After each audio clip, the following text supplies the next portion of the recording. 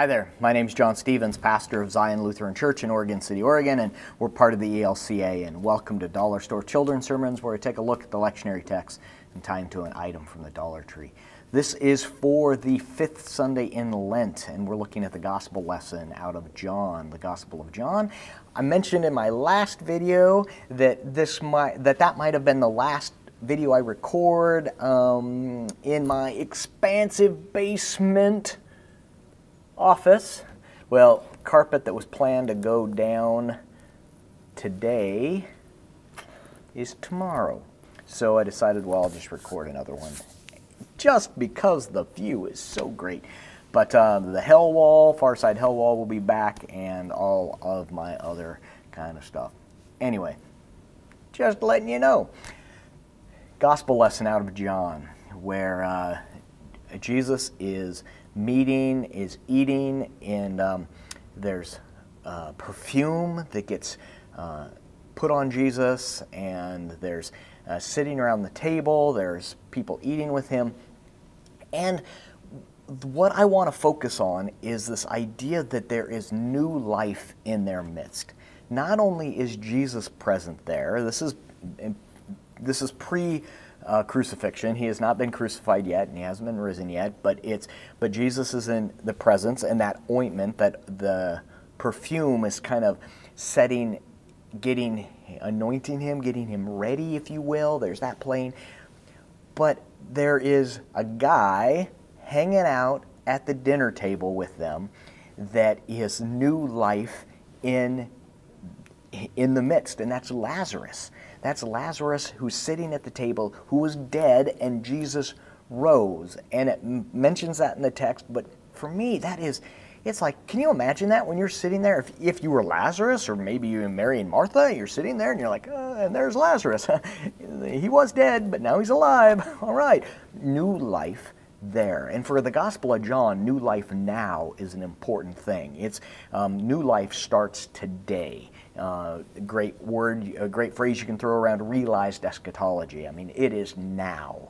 And I like that. I like that and the idea of the perfume, the smell of the perfume that permeates the air in the house. I mean, stuff is happening. God's grace is overflowing. There's just something when you walk into a room. And I love, there are people I know that have particular perfumes that they wear, or maybe a particular aftershave that bring that person to mind. If I have communion, for us, we use Mogen David. I can't have Mogen David without thinking of communion. Or I walk by a pool of water and I can't help but remember my baptism when I dip my fingers in it. Or, there are things that remind us of God's grace and God's abundant life. So what I'm thinking about doing is there's two options, and either perfume, but there's a lot of allergies, scented allergies and things like that. So I might go that route, but it's questionable. So one of the directions I'm looking at going is bringing in a bag of unpopped microwave popcorn, because the kids will know what it is, and talk about how can you tell when popcorn's popped? I mean, it's the sound, you can hear it, you can also smell it, and Leonard Sweet has a whole thing is if you're going to preach on popcorn, maybe pop popcorn in the next room so that people get that smell. His epic, I think he calls it. But the experiential, as we go, the idea though, we know what that smell of popcorn smells like. We know that when we walk into the room and someone's popped popcorn, there's something happening here. I think we get that when they walk into the room and they see Lazarus, and when the ointment and the perfume. Stuff is happening, and God's grace is on the move. And so I'm kind of tying this into all of the things that we have that we can recognize, that can pull us in and tell us and remind us that stuff is happening. Maybe point out the candles on the altar. Maybe point out the baptismal font. Maybe point out the different colors in the church. That purple is up. And why do we put purple up? Because that calls us in and that lifts us up, and it reminds us to pay attention to the Jesus and the new life that's in our midst right now.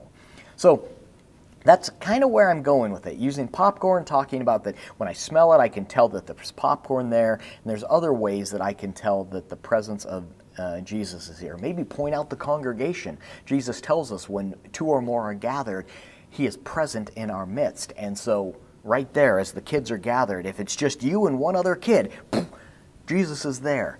And that's important stuff, and I think it's important to remember as we move through the season of Lent and we move to the cross and then the empty tomb. All right, so I hope that can be some thinking, springboard for your own thinking around your children's sermon. Thanks for stopping by, and I hope you have a fantastic week.